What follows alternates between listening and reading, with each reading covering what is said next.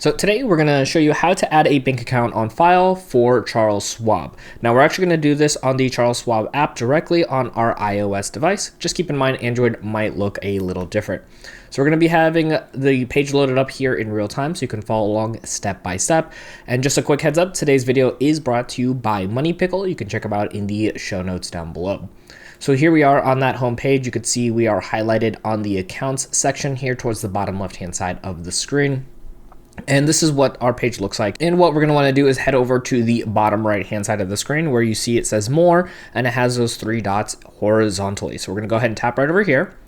And it's going to bring us into this section right over here for our more. And you're going to see a couple different options here, one of which that says move money. It says transfer funds. Now keep in mind that if you don't have your bank account on file, this is still where we want to go to be able to go to our ability to add external accounts, which right over here in our transfer section, you're going to see where it says cash, position, status, and then right over here, there's a section that says external accounts. So we're going to go ahead and tap here. We currently have one account on file for us, but we can go ahead and click right over here that says add account. And from right over here, it's going to ask us which account do you want to link for your external account.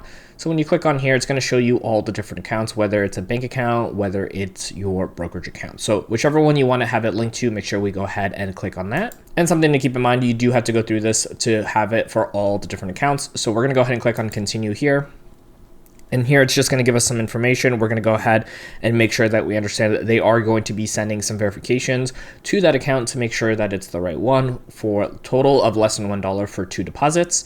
So we'll have to come back in here and do a verification as well for the future. So we're going to go ahead and click on continue. And from here, it's going to ask if you are the account holder for the external account. For us, it is a yes here. It's going to ask us if we want it to be a checking or a savings. Ideally, we want that to be a checking account, of course. So we're going to add in our routing number, confirm the routing number, our account number, and then confirming the account number.